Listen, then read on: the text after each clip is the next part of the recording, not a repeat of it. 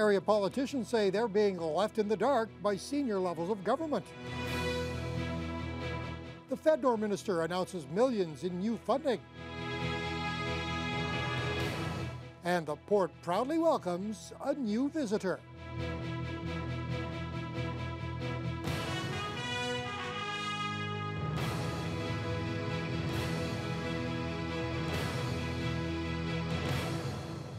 Good evening and thank you for joining us. Well, a day after going after Mining Minister Michael Gravel over the slow progress in the Ring of Fire, regional politicians were at it again.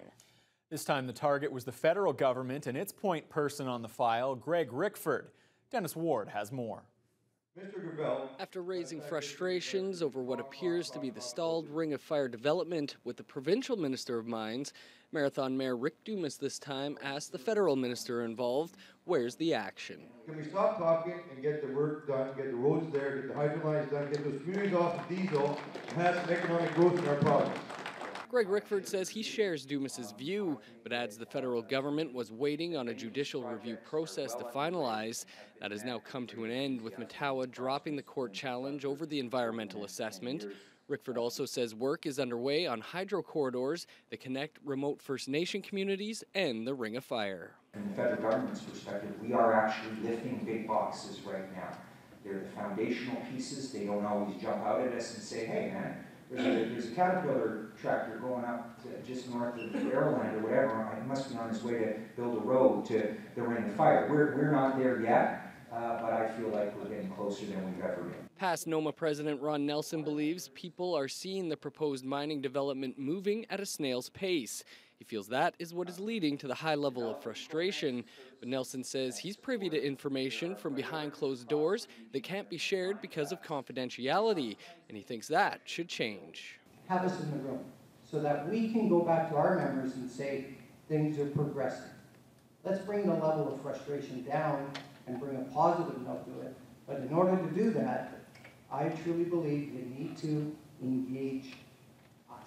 The province fully acknowledges that confidential discussions with the major players in the Ring of Fire are taking place behind closed doors. For his part, Rickford says that's just not the case, and he doesn't think anybody's role is being minimalized. Dennis Ward, TBT News. Rickford, who is also the minister responsible for Fednor, announced some big investments for Thunder Bay.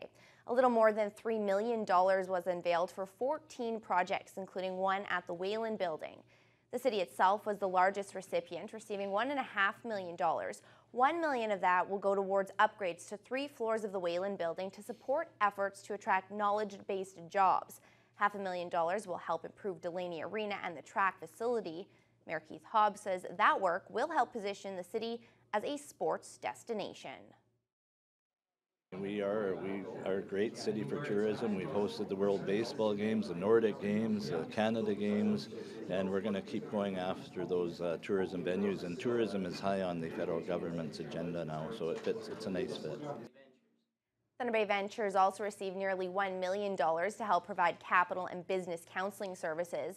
The White sent First Nation money from Fednor to help move along its planned 3-megawatt cogeneration facility and pellet plant. We're working closely with the First Nations community to transition out of diesel power generation, which is something that's a top priority for our government, but something that's near and dear to my heart, given my ties and to the First Nations communities across the region and the time that I've spent there. So this is good news for them, and I could just tell today by their level of excitement they want to move forward on this project, and that's what we're here to get started. The Friends of Chippewa Park, Wilderness North, and Sleeping Giant Brewery were among the other recipients of the $3 million announced. For the first time in more than 40 years, there's finally another cargo ship named after our city.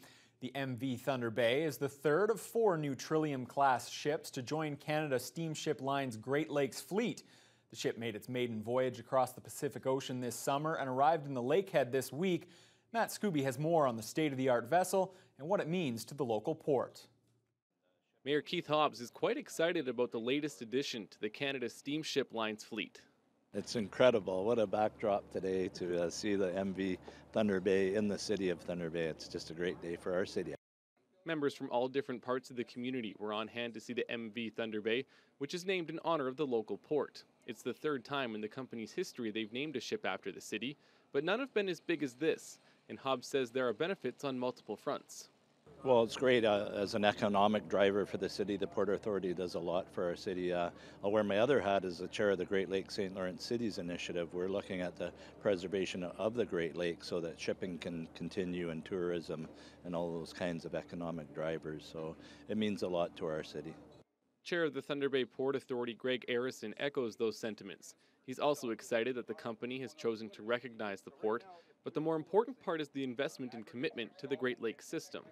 It's something that we've been wanting for a long time to see reinvestment. We see this ship coming aboard. We see a number of others, as well as work that's being done along the seaway. So to me, as chair of the port here, I think this is a great day for us because it signals that there's faith in the future and there is a future for our system. CSL hasn't built ships since 1985, but President Louis Martel reiterates their commitment to the system and the local port. He also outlined some of the new features that are equipped on the newest vessels. The main engine is one of the most fuel-efficient engines. We have equipment like a power takeoff that generate electricity straight from the main engine, so we don't need to use generators. We have LED lights to save energy. We have a bow and a stern thruster, once again, to help with the maneuverability of the ships.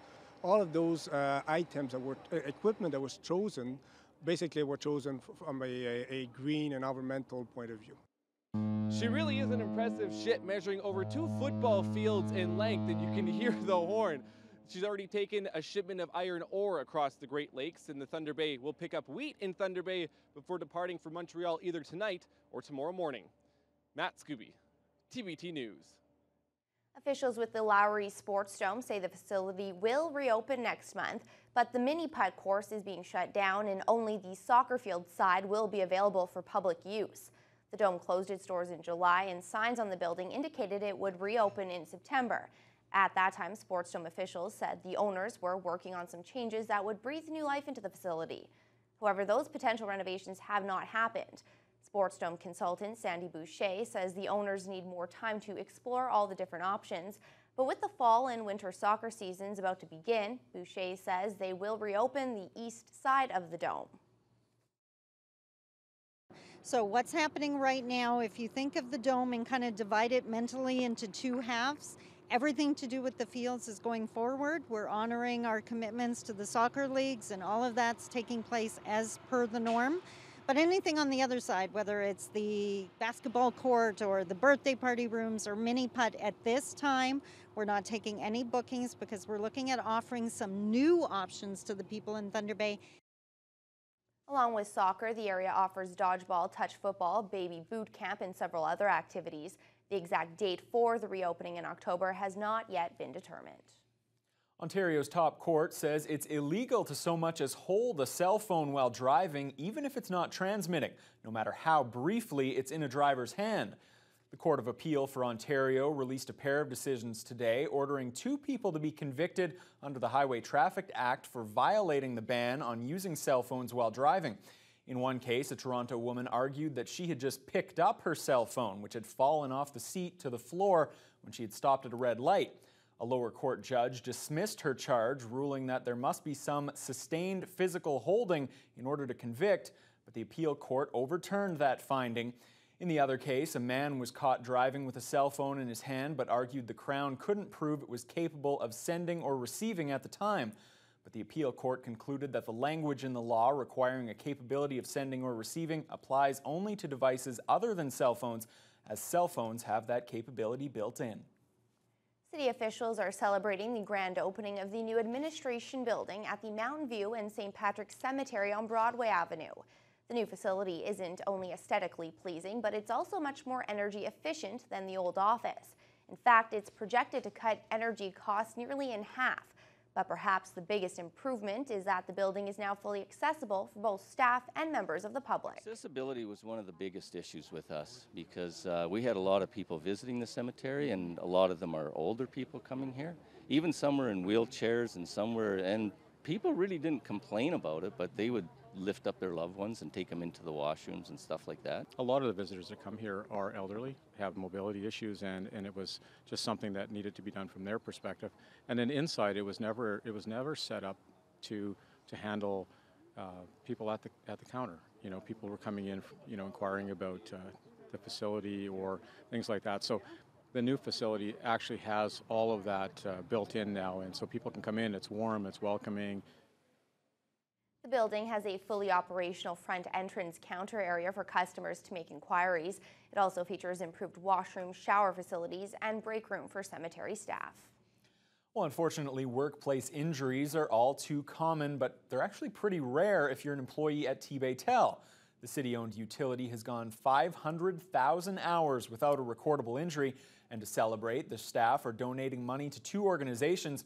$2,500 is going to the Red Cross to help them train volunteers and better handle and prepare breakfasts for children in Thunder Bay and the surrounding districts.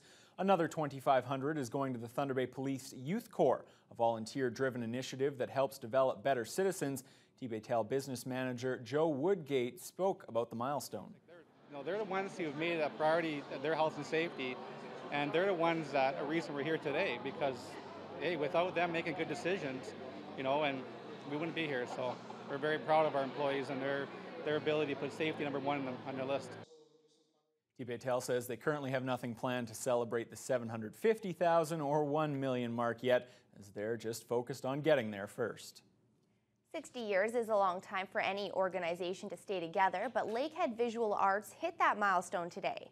The LVA celebrated by hosting one of their biggest showings ever, bringing in 45 pieces from 29 of their members. Those pieces range from oils and acrylics to watercolor and fabric art. The group reached out to all its current members to show up and speak about their artwork tonight at the Thunder Bay Art Gallery, and they're expecting a good turnout. One of the artists, Max Squires, is showcasing two pieces and says the partnership with the gallery was pivotal in having a great anniversary. The exhibit is special. It's the first time I've seen our work collectively in a gallery of this stature, and it's beautiful to see the pictures arranged at eye level and to fit into the shape of the room, and the lighting is just excellent. The opening reception is tonight at 7:30, and the exhibit will run until October 26th.